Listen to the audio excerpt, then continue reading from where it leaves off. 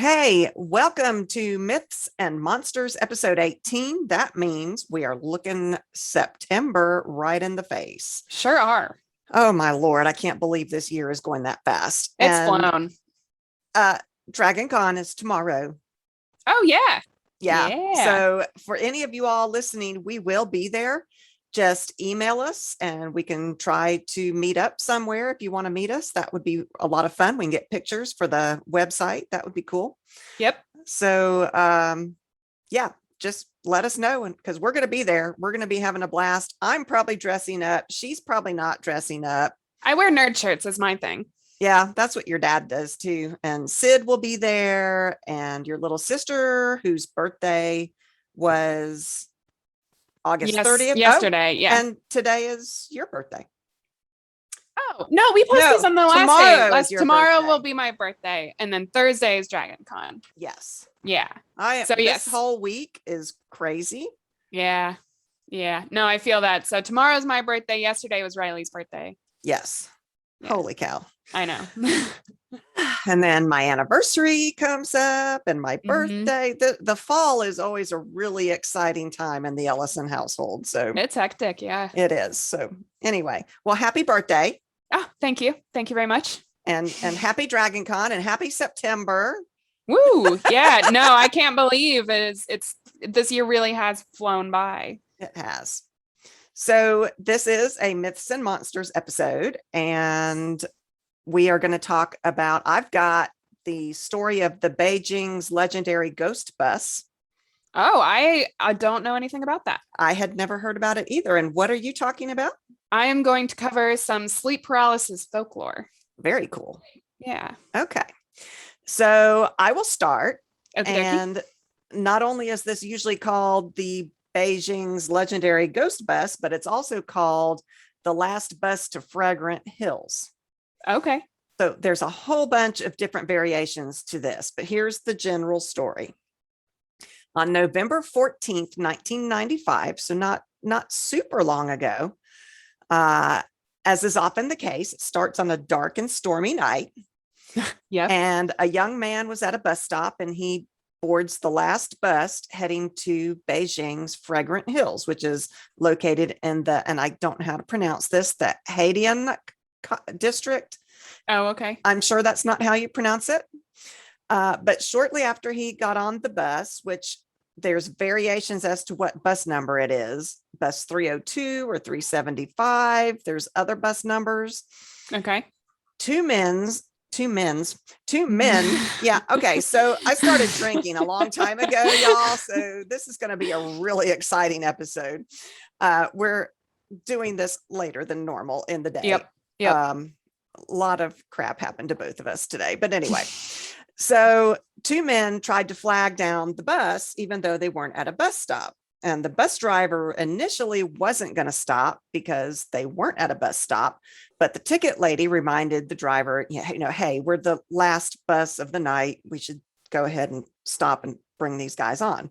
Right. So these guys came on and they were dressed in this weird Qing dynasty, Qing dynasty robes, which the Qing dynasty was from 1644 to 1911. So definitely out of date for 1995. Right. And there were actually three of them, not just the two that the bus driver originally saw. They had one that had this long, messy hair who was maybe unconscious, maybe drunk, being carried between the other two. And the men's faces were much whiter than a normal person. I see. Okay. Not whiter, like white. Could have been. So that also would be very scary. And they didn't interact with any of the passengers and they headed straight to the back of the bus. So the commuters were a bit uneasy with this whole thing, but the ticket lady cooled things down, said, oh, they're probably actors. They didn't have time to change after their last show or whatever. And so, people were like, oh, okay. So as the bus route goes on, people start to get off and it's starting to empty of the passengers until it's only a little old lady and this young man that were left inside with these mysterious men. Okay. and it was very quiet. No one was talking on the bus. It was this unnatural unease on the Yeah. bus. Yeah. So suddenly the old woman abruptly accuses the young man of stealing her purse. Oh, okay. And they have this huge argument because he's Plot like, twist. no, I did not steal your purse. And Right. she's like, well, I think you did. And finally, he agreed to get off at the next bus stop so that they could go to the police station because he was wanting to make sure that he could prove I didn't steal her purse. Yeah. So once they were off the bus, the young man looks around. He's like, we are not near a police station. And he becomes angry with the old woman. They had just gotten off the very last bus of the night and had no way home. And the old woman's like, calm down. The story I was saying about you stealing my purse was just a ruse to get you off that bus because those three robed men didn't have any legs. Oh. And they must have been ghosts. Okay. She said, those people were ghosts. The wind coming in from the window raised their robes and they didn't have any legs. She insisted that they were floating. They weren't even touching the ground at all. Okay. So he after that was like, well, shit. Okay. And so they called they called the police and they're like, there's something weird going on that bus. And of course, no one at the police station believed them. Well, the following morning, that bus was reported missing. Oh gosh. Okay. And according to some variations, it wasn't found. Some variations say it wasn't found ever. Yeah. And some variations say it was found 3 days later. Ooh. And in the version where it was found, it was recovered in a reservoir, which was miles away from its final destination at Fragrant Hills. Mm-hmm. And inside, there were 3 heavily decomposed bodies: the driver, the ticket lady, and one unidentified body with lengthy, unkempt hair.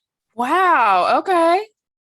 So in some versions of this tale, the police found that the gas tank was filled with blood instead of petrol. Oh, I don't think it runs on blood.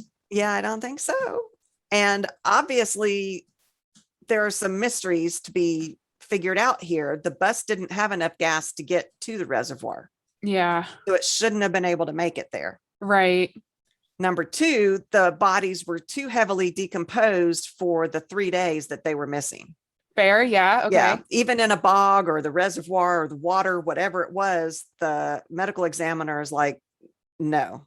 Yeah. And the autopsy confirmed that there wasn't any kind of interference with the bodies. They weren't dumped in acid or anything like that to make them decompose any quicker. Yeah. So they shouldn't have been as decomposed as they were for only being gone for 3 days. And the police went through all of the security camera tapes that were set up at all the different entrances to the reservoir. Yeah. And there was never any indication that the bus ever entered the reservoir. Hate that. Thanks. Yeah. Another version of the story substitutes those 3 mysterious men for a female ghost in a red dress. Now, that is so wildly divergent. I don't quite know how that works. That's very different. Yeah. That's like a very, very different storyline there. And then the bus number, it's 302, 330, or 375 are the numbers of the bus routes. Okay. In some versions, it was an old man that got on, not an old lady who accused the young guy of stealing her purse. And it was instead an old guy accusing him of stealing his wallet. Right.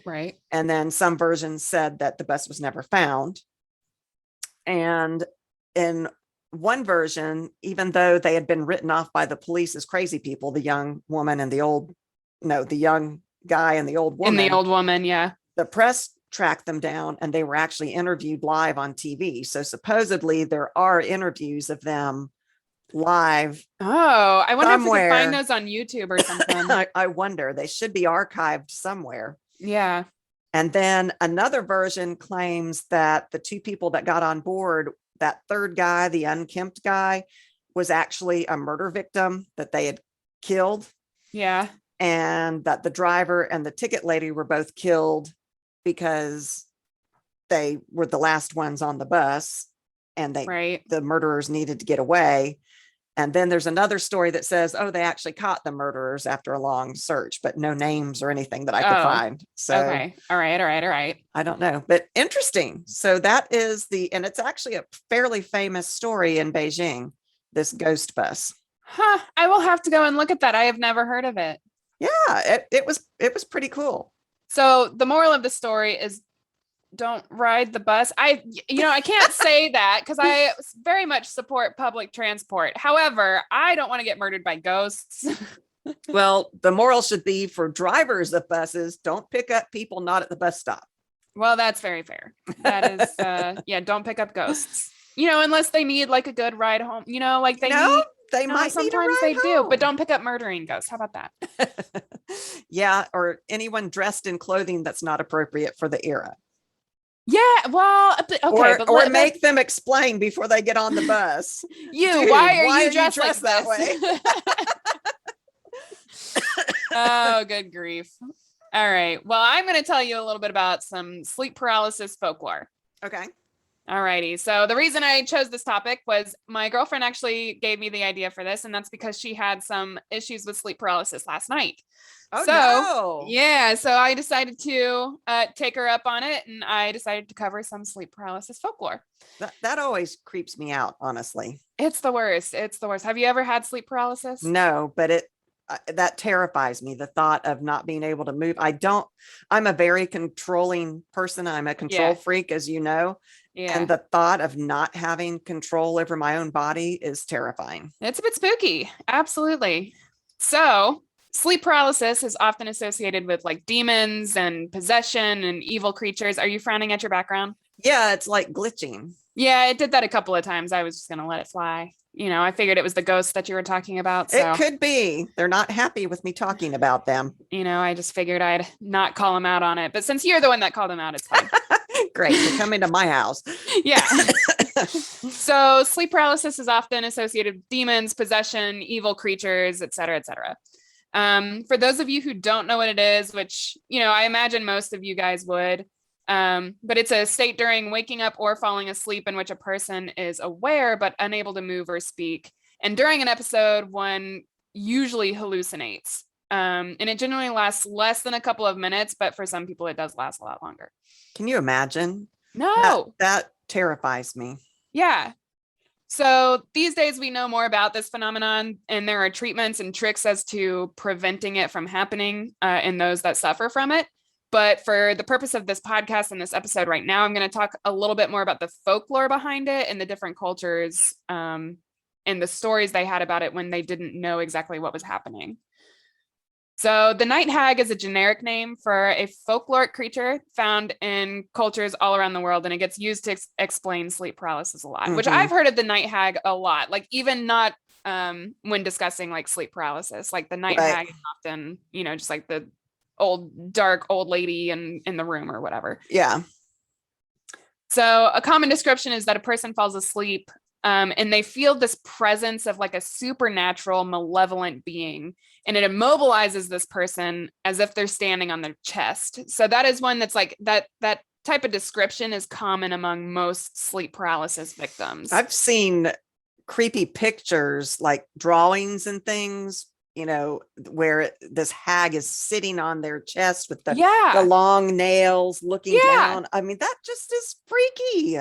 No, I'm okay without that. I don't need it. Me neither. Sometimes people also see these figures or the night hag standing just at the foot of the bed, which like, no thanks. Like I could do without that too. There was one time I was sleeping and I woke up for whatever reason, and I looked up, and I'm blind. I wear contacts. I'm blind as a bat. And I looked up, and there was this silhouette exactly in my doorway. Oh God. And I freaked out, and I jolt upright, and it was my cat sitting on the foot of my bed. So, I can just do without things like standing at the foot of my bed, and my cat loves to do it. So, so now I'm going to go through like a few different cultures and like how they kind of explain sleep paralysis and the terms that they have for it and that kind of stuff. Okay. So in Egypt, sleep paralysis is conceptualized as a jinn attack. So the jinn may even kill its victims during this sleep paralysis attack, like that kind of stuff. Wow, because I always thought of the jinn as being more tricksters, not actual malevolent. I think I've seen stories where they're both like tricksters and also malevolent. And I'm pretty sure we did a Myths and Monsters episode on the jinn, did we not? I think so. I think you did one. Yeah, I'm pretty sure we did. Sleep paralysis among Cambodians is also known as the ghost that pushes you down and entails the belief in dangerous visitations from deceased relatives. Oh my God. Yeah, so it's like ghosts that come to visit you and they like sit on you and push you down. And so that's that heavy feeling on your chest and you can't move and stop it. Are they unhappy that you're still alive and they're dead? I have no idea, honestly. Like maybe they did just come to visit and they're just like, that's how they manifest. I have no idea. I'm just going to sit on you and we'll have a chat. You know what? They make sure that you know they're there at the very true. least. That's true. In the different regions of Italy, there are a few different examples of supernatural beings associated with sleep paralysis. Okay. So in the regions, and I'm gonna butcher these names also. Okay. But in the regions of Marche and Abruzzo, it is referred to as a pandefece attack. So I love the Spanish accent that you put on it. You took Spanish, right? I did. Yeah. I can't help it. I do. Yeah. I do put on the Spanish accent, which this is Italian. So sorry for It's everybody out there. close. My bad. But this usually refers to an evil witch, sometimes a ghost-like spirit or a terrifying cat-like creature that mounts on top of the chest of the victim and tries to harm them. So and this next part I also found really interesting. The only way to avoid her is to keep a bag of sand or beans close to the bed so that the witch will stop to count how many beans how many times have we see? Yes, there's got to be something to that. That's what I was gonna say. Didn't you talked about a creature? I think it was like a werewolf variant or something where they were stopped. There were two different episodes that I talked about creatures that get caught up in counting the broom, things, or the grains of rice, or the colander holes. Yeah. Crazy. Yeah, I was pretty sure that you had mentioned that the before. rougarou. Yes, the rougarou. Yeah. And they couldn't enter it because they had to stop and count the thing on the windowsill or something.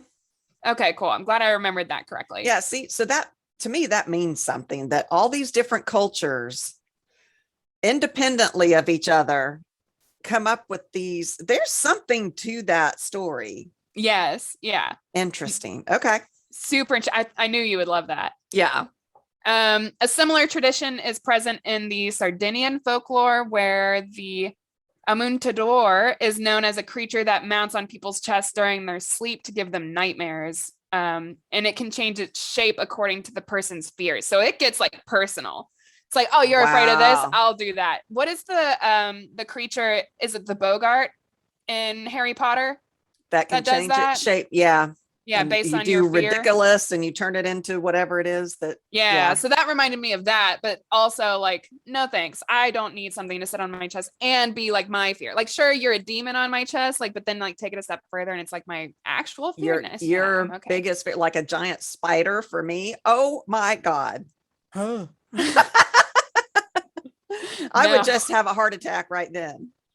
Well, my biggest fear is heights, so I'm not quite sure how that would come through, but I don't want to find out. Interesting. Yeah, that's interesting. Yeah, because I'm also terrified of spiders. Like that'd be a pretty good one. Like pretty sure I would just sweat to death because I would just immediately sweat all of my body fluids out and just die. Yeah. But heights have been the only thing that actually make me freeze in fear. So I think I'm more afraid of heights than I am of spiders. Yeah, I've got the small space thing. I don't know how that would work either. Although if you're hallucinating, I guess they could hallucinate you on a high building or in an elevator or whatever. I'm okay without that. I've heard a lot about cats, stealing your breath, sitting on your chest, and stealing your breath. Yeah. So, and like you said, these are all different cultures that have come up with.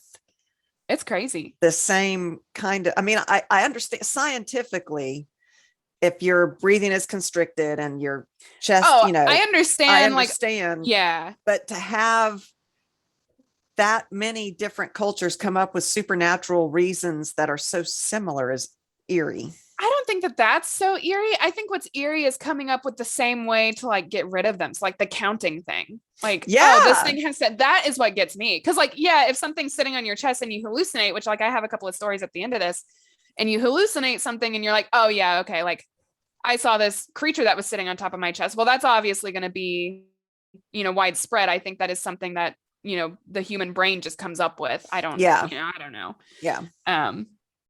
But so that's not as weird to me as like like leave a bag of beans next to it so that they'll get stuck counting those and they won't trigger you. And I'm like, Of why? course. Of course. Why is that? Obvious. Yeah. Why is that the thing? Like, okay.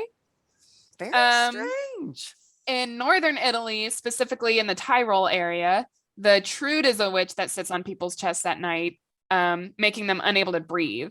And to chase her away, people should make the sign of the cross, which is like really hard to do if you're paralyzed. Yeah. But apparently that's the way to get out of that. Okay.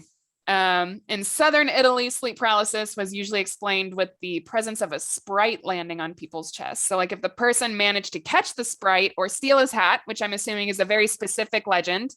And I did not look that up for the sake of time on this, but or steal his hat.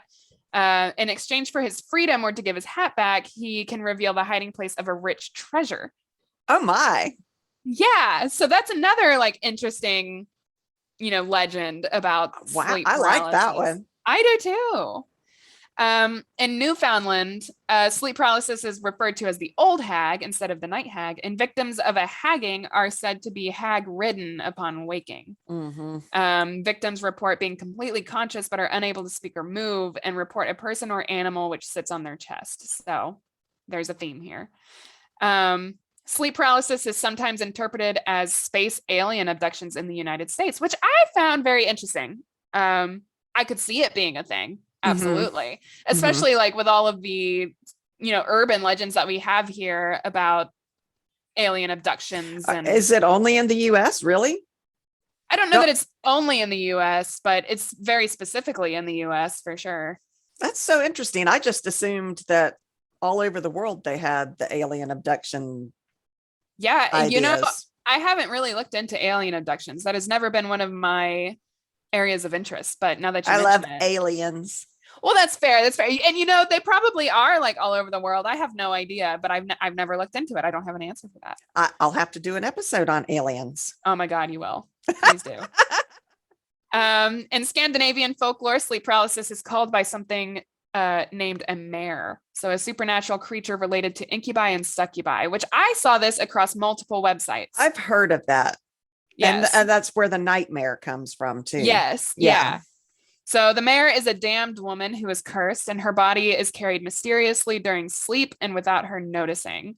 In this state, she visits villagers to sit on their rib cages while they are asleep, causing them to experience nightmares. Interesting. Yeah. And then Catalonia is a region in Spain, and they have a tale of the Pasanta, a black animal, often a dog or a cat, that invades people's homes and sits on their chest while they're asleep, making it difficult to breathe and causing nightmares. So there are tons more myths and legends. I could have gone on and on and on. Pretty much every culture has something to explain this sleep paralysis phenomenon. And I think that's pretty fair. We've already talked about it a little bit, but I've had a couple of experiences that I don't know that I would call sleep paralysis, but I definitely, would believe that demons were in my house if I weren't a scientist of modern times. Just because you're a scientist doesn't mean you can't believe in those other things too. Science, these mysterious things are just things we haven't figured out what the scientific reason for is yet. Yeah, but sleep paralysis has like an explanation. Okay, and you write urban fantasy. How does this happen, oh scientist? Because urban fantasy is just fantasy, and it's cool. It is very cool, but it could be real. Well, I hope not, because so one of my sleep paralysis things was like I was asleep. I was still an undergrad of college, and was asleep and like woke up, and I saw this little boy standing in the corner of my room. And he had like these dark sunken eyes, Oh like my God. blackish eyes, and he was just staring at me, and he was in the corner of my room. And so I stared back at him. I didn't try to move. I have no idea if I was paralyzed or not. No clue. Did not try to move. I just stared at him because I was like, surely he's not real, was my mind state. And so we stared at each other for I don't know how long. We just I watched him, he was watching me, and I just looked at him, and eventually I was like, you know what? I'm gonna close my eyes because I'm probably asleep. Closed my eyes, woke up, and the room was empty. Interesting. So I imagine I was dreaming and it was a nightmare, but it was very vividly real because the room was exactly as it was. The light through the window, like the moonlight through the window, is exactly as it usually is, like et cetera, et cetera. It just, there was a little boy standing in my corner and he had dark sunken eyes. So Oh, that's creepy. yeah. And then the other time that it happened was more ish recent. It was a few years ago. I was working at my last job. So I was catching raccoons down in Wormslow, Georgia. Yeah. And so I was in this cabin and I went to bed and I was like falling asleep and I felt this hand go across my face. Oh my So, God. like all the fingers and everything. And I jolted awake and I was like, okay, well, I guess it was probably like a roach on my face or something. So all these years I was like, it was probably just a bug that crawled on my face, which like, bleh, but like whatever. Yeah, it is what it is. Yeah. And then I was talking to somebody and I can't remember who now. And they're like, no, that's like a type of sleep paralysis. Like feeling a hand on your face is like a type of sleep paralysis. And I was like, cool, like love that. I would rather it be a roach. Thank you. I can a bug on my face, like whatever. I run around in swamps for a living, but like, no, I don't need a hand on my face. Like that's fine. I can do without it. Oh, that is creepy. Yeah. So those are my two experiences with it. And it's only happened twice I feel like things touching me a lot, but like I just chalk that up to I'm half asleep, and I suppose that's what sleep paralysis is. But like, it's I'm just feeling whatever. Well, what did Sid have last night? What was her nightmare? She has crazy ones. She has very insane ones, and she's had them often enough now to where she knows when she's going into sleep paralysis, and so she can like get herself out of it before it happens. But apparently she had a dream where I walked into the bathroom and screamed. And so she's like, what is happening? What's happening? And then I crawled into the bedroom next to the bed. And she jolted awake and like checked over to make sure that there wasn't something crawling across our floor on the floor or whatever. So she was having some bad nightmares last night. That's terrible. Now I've had dreams like that. I can't tell the difference between reality and the dream. Yeah. Like when Daddy and I were first married, I dreamed, and poor guy, I dreamed that there were black spiders on the bed. And I mean, it terrified me and I knew it was real. Yeah. I turned on the light and I said, yeah, he unmade the entire bed. He changed the sheets on the bed because I was terrified that there was spiders. And he tries to calm me down. He's like, it's pitch black in here. How would you see a black spider? Yeah. And I was like, oh yeah, I don't know. But I mean, it was so real. Yeah. But I wasn't paralyzed. I've never had any kind of sleep paralysis. No, I've never had the not able to move thing. Sid has, and she didn't have it last night because she was able to get herself out of it before it happened. She just didn't get much sleep. But I've never had the I can't move. It was just, maybe with the little boy I did, but I just decided to sit there and stare at him instead of try to move. Yeah. I was like, if he thinks that I'm not going to move, then it's fine. Like he's not going to come and get me, was my thought process at the time. So strange. Where was this? It was in one of my apartments in undergrad. So it was in an apartment that we don't own anymore. No. We don't have ghosts in any of our apartments. Okay. No, this was my first apartment at UGA. So okay. Yeah, it was a long time ago. That is creepy. Yeah. I don't enjoy them. They're not fun. So well, is that the last you had on that? Yes, it was. I am very excited because we're getting into fall and Halloween season. So yep. Which I think last year for Halloween, I did a story on the jack-o'-lantern. You did. That's still one of my favorite episodes ever. And I don't know who I was talking to somebody recently about it. Might have been your sister Jordan. Yeah. Where I was talking about the history of the jack-o'-lantern and how cool that was. Because that's so cool. Yeah. But yeah, I'm excited. I'm thinking I want to do some paragraph writing, some horror paragraph Absolutely. writing. Yeah. And we'll have to read some of those. And I do, since we haven't been getting many of your sentence challenges, I think we should read the ones that we've gotten on a mini episode at some point in the near Oh, future. absolutely. During Yeah. this fall season, this holiday October season. It's my favorite time of year. Sure. Yeah. But anyway, that was episode 18. So come join us again on October 1st and we'll have another story for you. Absolutely. Thanks, guys.